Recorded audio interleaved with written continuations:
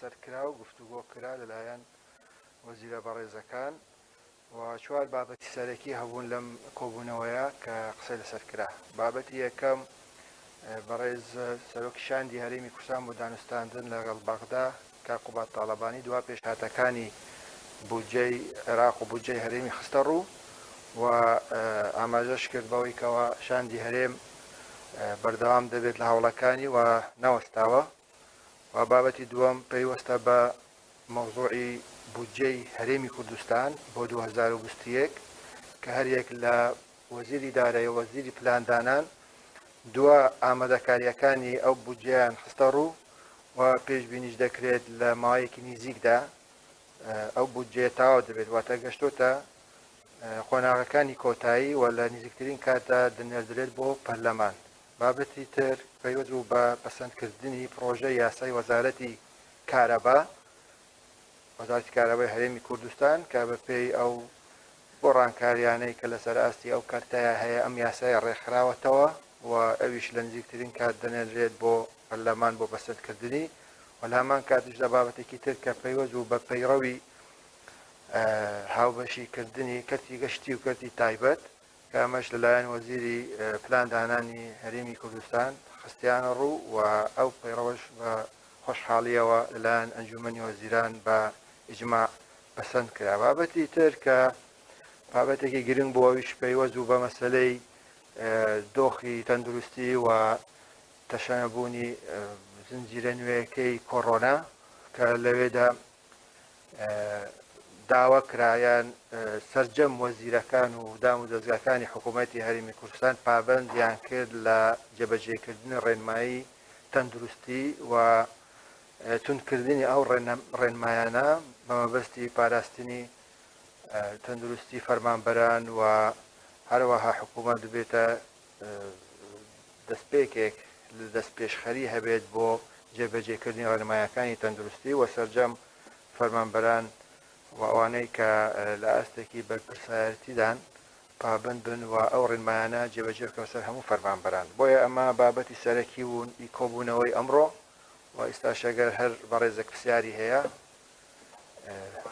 دانراوە بزانم.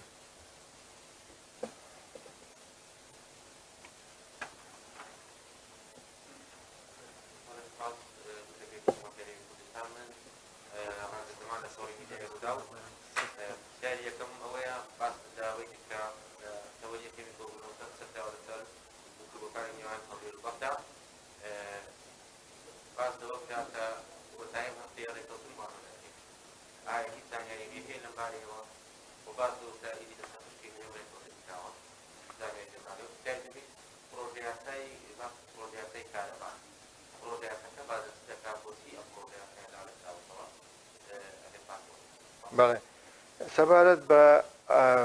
ئەو گفتوگۆیانەی کە لە نێوان حکوومەتی هەرێم و حکوومەتی بەغدا هەیە دەمێ ئاماژە بە چەند خاڵێکی گرنگ بکەم. ئەویش پرۆسەی پەسەندکردنی بودجە بەردەوامە و بێگومان ئەمەش کۆمەڵە لە پێشنیار کۆمەڵێ لە بیرۆکە تەرح دەکرێت و لە هەمان کاتیشدا ئێمە وەکو حکوومەت سەرجەم ئەو ئیلتزاماتانەی کە بەپێی دەستور هەیە ئێمە پێوەی قایل بووین. بۆیە گفتوگۆیەکان بەردەوامن لەسەر مەسەلەی مافەکان و لەسەر مەوزوع ئیلتزاماتەکان بەردەوامن لەگەڵ حکوومەتی عێراقی و ئێمە ئومێدمان وایە و دڵنیاشین کە بگەینە ڕێککەوتن و کەشی گفتوگۆیەکانش کەشێکی ئیجابیە تا ئەم ساتە. وەلا هەمان کاتشدا ینی ئەم بودجەیە تەنها بودجەی هەرێمی کوردستان نیە، بودجەی هەموو عێراقە. ئێمە تێگەشتنمان هەیە لە دۆخی دارایی بەعامی عێراق و هەرێمی کوردستان و بڕواشمان وایە کەەوە ئەم بودجەیە بە شێوەیەکی دادپەروەرانە ینی ماف و التیزاماتی هەردوو لە دەستنیشان بکەن و بێگومان ئێمە وەکو حکوومەت ئەو التیزاماتانەی کە هەنە لە دەستور ئێمە جێبەجێ دەکەین و ئێمە ینی ئەم ئامادەیی ئەمان نیشان داوە. بەڵام بەرەمبەر ئەوەشدا مافەکانی خەڵکی کوردستان ئەبێ زامن بکرێ و ئەو بودجە تەنها پەیوەست نییە بە موچە خۆرانی هەرێمی کوردستان بەڵکو پەیوەستە بە وژاردنەوەی ژێرخانی ئابووری هەرێمی کوردستان چونکە ئامانجی حکوومەت لەم چوارچەوەیەدا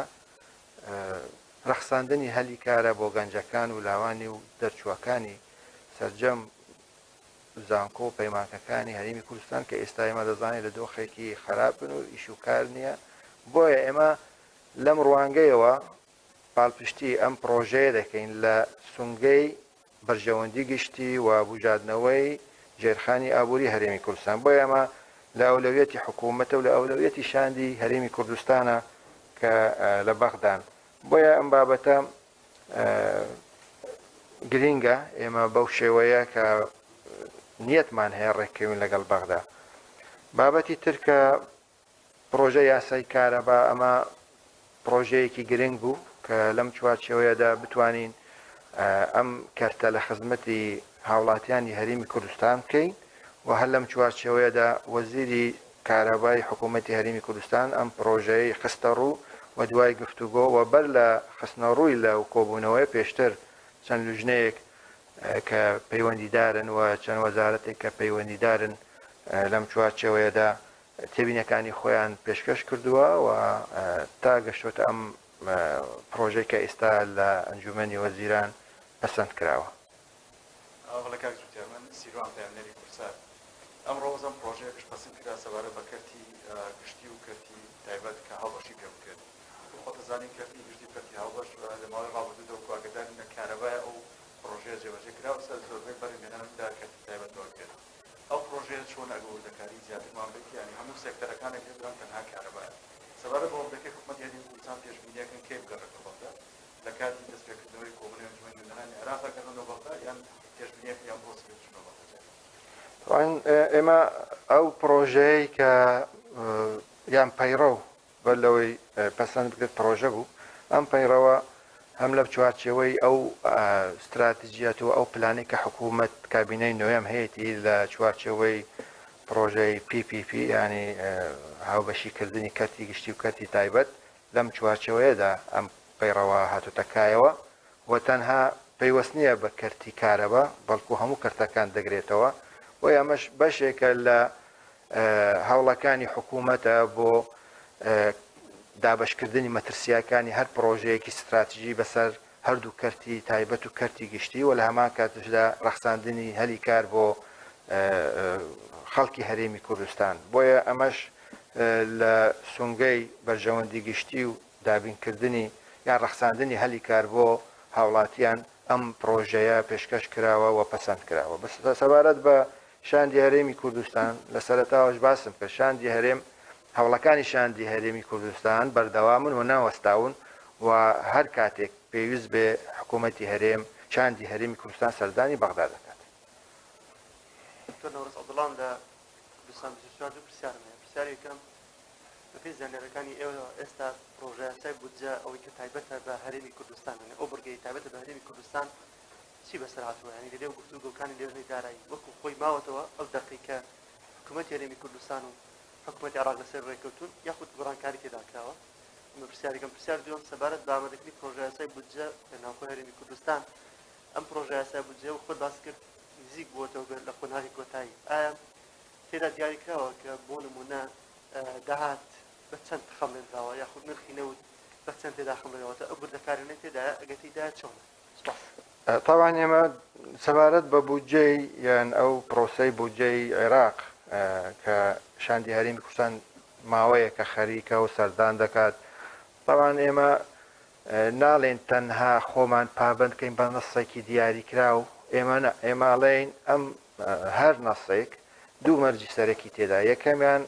ئەبێ دەستوری بێ، دووەمیان قابلی جێبەجێکردن بێ و ئێمەش وەکو حکوومەت پابند بووینە بە جێبەجێکردنی هەموو ئیلتیزاماتی کە لە سەرشانی هەرێمی کوردستان هەیە وەکو قوارەیەکی فدرالی بە پێی دەستور. بۆیە ئەمە مەسەلەیەکە مەبدەئیە، ینی ئێمە ناچین شتێکی غێر قابل بێ بۆ جێبەجێکردن فەرزی کەین لەسەر بەغدا، بەڵکو ئێمە بەواقعیانە بیر لەو بابەتەمان کردوتەوە و ئەو سەردانانەی یەک لە دوای یەکی شاندی هەرێمی کوردستان بەڵگەیەکە لەوەیەکەوە هەرێم نیەتی جددیە لە ڕێکەوتن و ئێمەش پێشبینی دەکەین یعنی ئینشاڵڵا لەم زوانە بگەینە ڕێکەوتن لەگەڵ حکوومەتی عێراق. هیوادارین هەیە زولانە سیاسیەکانیش تەفاهمی دۆخی ئابووری چه عێراق چه هەرێمی کوردستان بکەن لەوەی کەوە خوانە خۆستە لە هەر نەڕێکنە کەوتنێک لەگەڵ بەغدا ئەمە زیان تەنها بە هەرێمی کوردستان ناگەینێ بەڵکو زیان بە حکوومەتی عێراقش دەگەینێ بۆ ئەمە ئەم بابەتە بۆ شێوەیە ئێمە سەیری دەکەین سەبارەت بە بودجەی 2021 هەرێمی کوردستان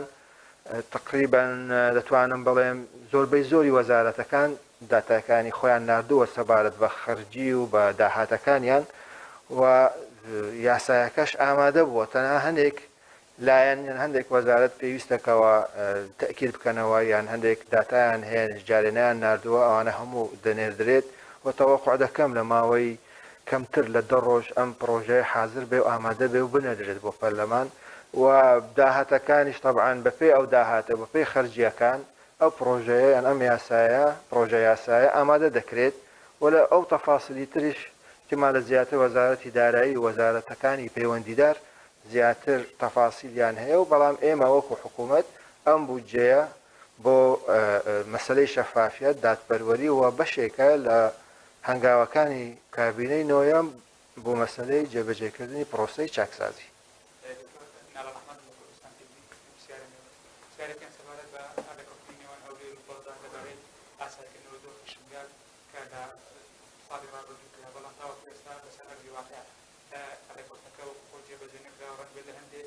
ناوچەش لە شنگال هێزی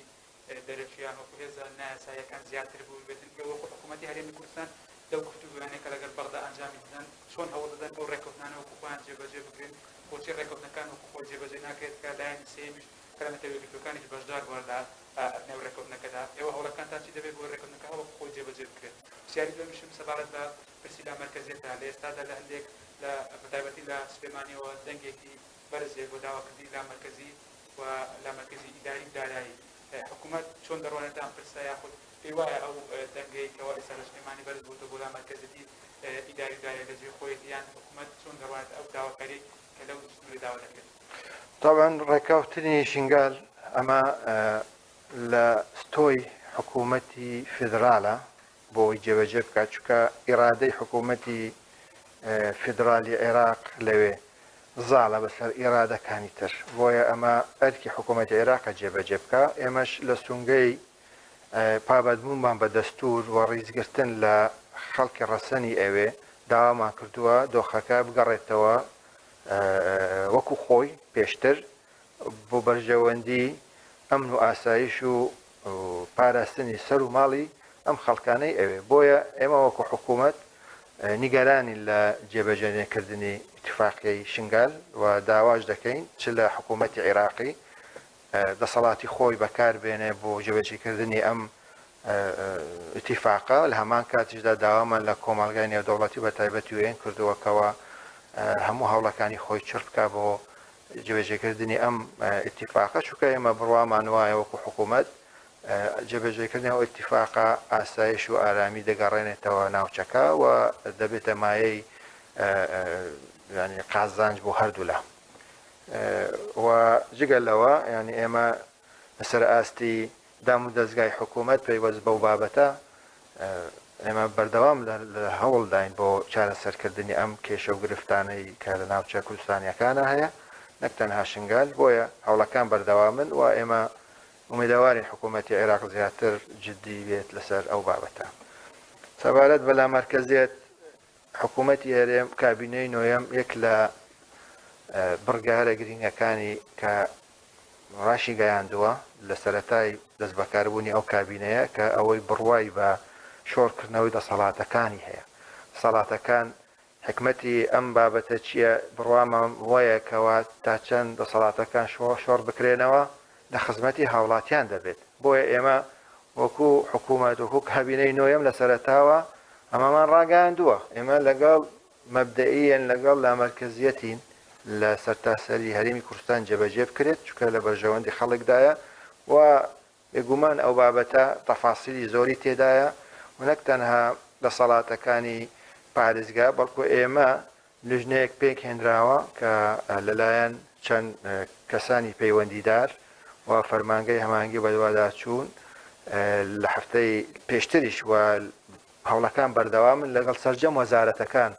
دەسەڵاتەکانیان گفتوگۆ بکەن و قسەی لەسەر بکەن بۆ ئەوەی بتوانین مۆدێلێکی باش کە خزمەتی هاوڵاتیان بکات و بەپێی ئەو یاسا کارپێکراوەکانی هەرێمی کوردستان وەکو یاسای ئەنجومەنی پارێزگاکان و یاساکانی وەزارەتەکان بەو شێوەیە ڕێک بخرێن کە ئەو مەبدەئە خۆی ئەم مەبدەئە لەم پرۆسەیە جێگیر بکرێ و لە ڕووی واقع و عملیەوە تەطبیق بکرێ.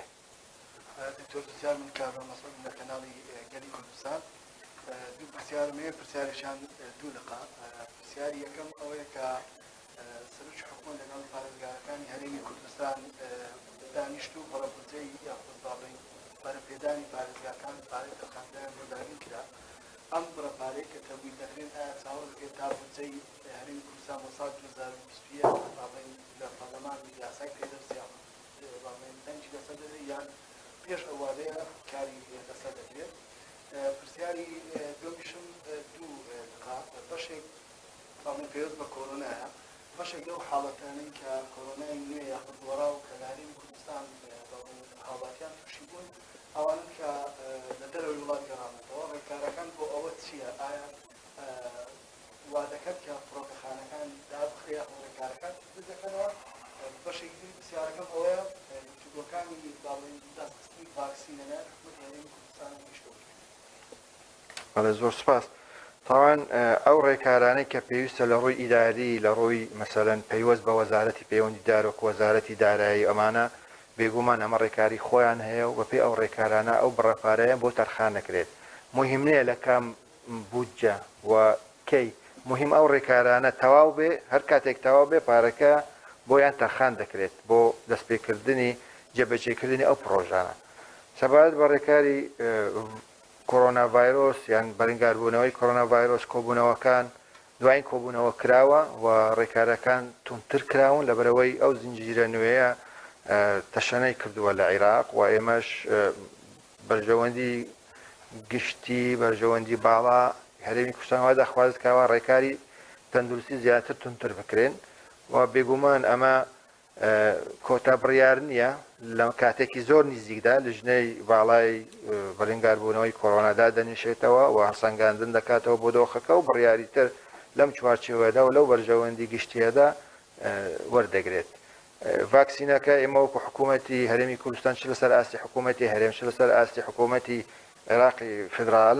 ئێمە لە گفتوگۆ داین و تەسەور دەکەم لە ماوەیەکی زۆر نزیکیشدا بڕە ڤاکسینێک بگاتە عێراق و بەشی هەرێمی کوردستانشی تێدا. ئێمەش وەکو حکوومەت لەگەڵ لایەنەکان کە پەیوەندیدار کۆبوونەوە کراوە و چەند ڕاستپاردەیەک کراوە بە پێی ئەو ڕاستپاردانە بڕیاری گونجاو لەو بارەوە دەدرێت. حکوومەتی هەرێم سڵاوت لێبێت ئەحمەد مستەفام لێن عابدی سێ پرسیارم هەیە. پرسیاری یەکەم ئەوەیە دیوە هاوبەشەکان لە ئێستادا وەزارەتی پێشمەرگە بەبێ لێبڕین موچەوە دەگرن. پێشمەرگەکانی تر پرسیاری ئەوە دەکەن ئایا حکوومەتی هەرێم بەنیاز نییە بە تایبەتیەکەی 1970 ئەوانیش بەبێ لێبڕین موچەکەیان دابەر بکرێت. دووەمیان بڕی لێبڕینی موچەی فەرمانبەران سەپا دەستوریەکە لە ئێستادا نرخی نەوت وردە وردەوە بەرز دەبێتەوە نزیکەی شۆتە 64-65 دۆلار. بڕی لێبڕینەکە بەنیاز نییە حکوومەت کەمتری بکاتەوە. پرسیاری سێم دەنگوویەکی زۆر هەیە لە مانجی ئازاردا بە تایبەتی دوای سەردانەکەی پاپای ڤاتیکان کە لە 7 ئازار بڕیارە بێت هەولێر. دوای ئەوە دەڵێن حکوومەت بەنیازە کەرەنتین ڕابگەینێت. حکوومەتی چکانێکی لەو زۆر هەیە؟ سپاس دەکەین. طبعاً ئێمە لە چوارچێوەی پرۆسەی چاکسازی و بەپێی پلانی وەزارەتی پێشمەرگە کۆمەڵی لە ئیجراعات هەیە، کۆمەڵی لە بەرنامە هەیە و یەک لەو بەرنامانە ئەوەن کەوا هەیکەلیەتی وەزارەتەکان و لیواکان بە 1970 ڕێک بخرێتەوە و بۆیە ئەم ڕێخستنەوەیە پێویستی بە کاتە و پێویستی بەوەیەکەوە جۆرێک لە دادپەروەری پەیڕەو بکرێت و ئەم بابەتەش وەکو باسم کرد پەیوەست بەوە نییە کەەوە فەرق و جیاوازی بکرێت، پەیوەستە بە بەرنامەی چاکسازی وەزارەتی پێشمەرگە کە ئەمەش بەشێکە لە ئەو ڕێکارانەی کە حکوومەتی هەرێمی کوردستان کردوتە بەر لە چوارچێوەی بەدیهێنانی دادپەروەری و مەسەلەی کەمکردنەوەی بندیوار و کۆمەڵی لەو کارە نایاسایانەی کە پێشتر کراون. بۆیە ئەمە دەچێتە لەو چوارچێوەیەدا. وإما بردوام دەبین لەو بابەتە کە بتوانین ئەمە ئەو دادپەروەریە لەم چوارچێوەیەدا نەک تەنها هەندێک وەزارەت بەڵکو هەموو وەزارەتەکان ئەبێ ئەم بابەتە چارەسەر بکرێ. مەسەلەی لێبڕین تاوان ئێمە وەکو حکوومەت پێمان خۆشە و بەرپرسین لەوە سەتاسەتی موچەکان دابەشوێن، بەڵام جەنابەت دەزانی کە ئەمە هەندێک وردەکاری هەیە و هەندێک ڕێکاری تر هەیە و مەسەلەی خەرجیمان هەیە و داهاتمان هەیەمانە کەسی پسپۆر و لە وەزارەتی دارایی ئەم بابەتە یەکلا دەکەن، بەڵام ئێمە وەکو حکوومەت لەگەڵ ئەوەین کەوا سەتاسەتی موچە بدرێت بە پێی ئەو داهاتی کە حکوومەت هەیەی. ئەنی هیچ حکوومەتێک نییە لە عالم پارەی هەبێ و موچەی پێنەدادیان بەبێ مەبەست بچێ مەسەلەن بڕەپارەیەک تەمویل بکە کەمتر بێ لەو سەتاسەتەی کە پێشتر هەبوو. بۆیە ئەمە ینی زۆر ڕوونە و خەڵکی هەرێمی کوردستانش دڵنیا دەکەینەوە کە ئەو بابەتە لای ئێمە ینی لە ئەولەویەتە و لە ئیحتیمامی ئێمەیە و هەر کاتێک ئەو بڕەپارەیە کە لە بەردەستی حکوومەتدایە لە دەرەنجامی بەرزبوونەوەی نرخی نەوتە یان لە ئەنجامی بەرزبوونەوەی بەهای دۆلارە ئێمە ئەم داهاتە بۆ موچە دابینەکەی. ئێمە شتا زووە باسی بابەتی کەرەنتین بکەین. ئێمە چاوەڕێی راپۆرتی وەزارەتی تەندروستی دەکەین بۆ هەڵسانگاندنی دۆخەکە، لەو کاتە ئێمە دەتوانین بڕیاری گونجاو لەو بارەوە بدەین.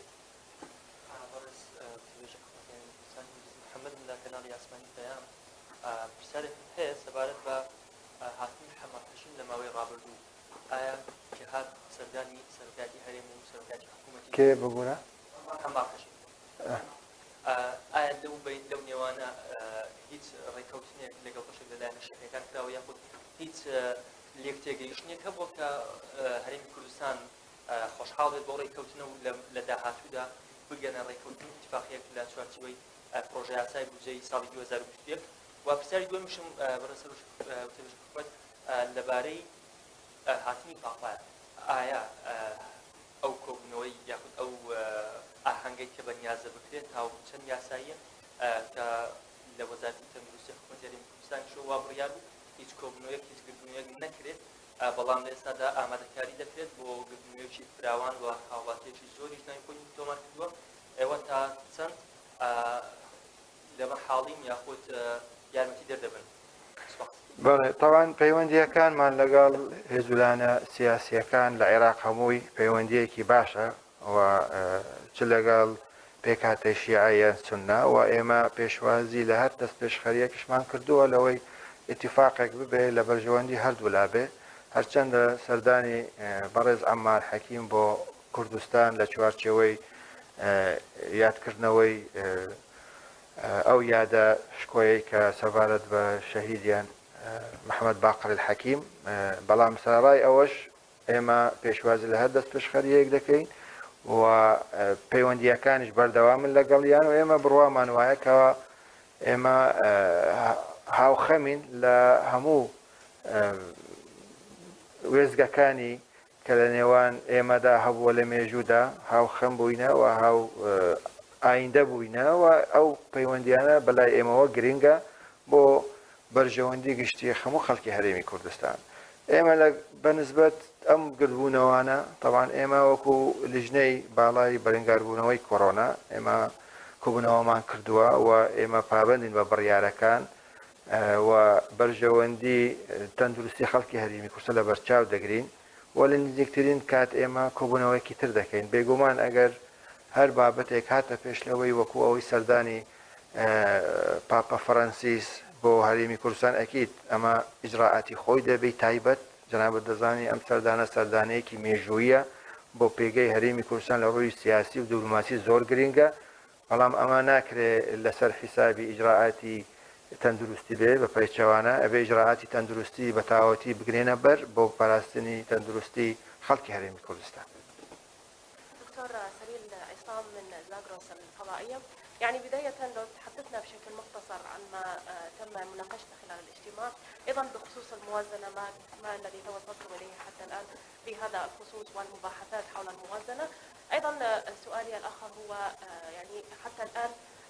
من خلال التحقيقات ما الذي توصلتم إليه حول القصف الذي أو القصف الصاروخي الذي حدث في أربيل؟ المحادثات مستمرة، يعني وفد الإقليم يعني هو مستمر في التعامل مع القنوات الرسمية والقوى والأحزاب السياسية في العراق، وإحنا متفائلين للوصول إلى اتفاق مع بغداد، وقد أبدينا استعدادنا التام للالتزام بكافة الالتزامات المنصوصة دستوريا التي تقع على عاتق حكومة إقليم كردستان. كما تعلمين هذا يحتاج أيضا إلى استجابة من بغداد لتحقيق كافة أو لإعطاء حقوق الإقليم المالية وفق الدستور. يعني هذا أبديناه بكل صراحة، ونحن لسنا يعني كثيرا ما يتم الحديث أنه الإقليم سوف لن يلتزم أو أن الإقليم لا يريد أن يتفق. هذا على عكس هذا، يعني الإقليم